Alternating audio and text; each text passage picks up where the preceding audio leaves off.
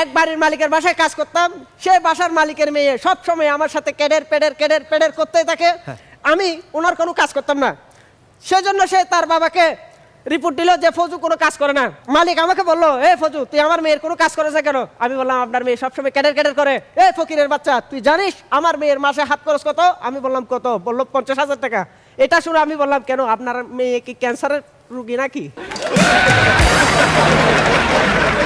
একদিন বাজার করতে গেলাম, দেখলাম এক মেয়ে হেঁটে হেঁটে আমার সামনে যাচ্ছে মোবাইল টিপে। আমি বললাম, ওই পাখি মোবাইল নাম্বারটা তো দিয়ে যাও। মেয়েটা আমার কাছে এসে বললো, 500 টাকা দাও, সিমটা নিয়ে নাও। আমি সাইফুল ভাইয়ের বাসায় কাজ করতে গেলাম, সাইফুল ভাই আমাকে বলতেছে, এই ফজু দেখ, এই যে সোফা এটা আমি নিজের হাতে বানিয়েছি, এই যে ফ্লোর এটা আমি নিজের হাতে মুছি, আর এখানে সব রান্না বান্না আমি নিজের হাতে করি, আর এই ঘর সাজানো সব আমার নিজের হাতে। রনি ভাই, তারপর বুঝতে পারলাম উনি কেন বিয়ে করে না।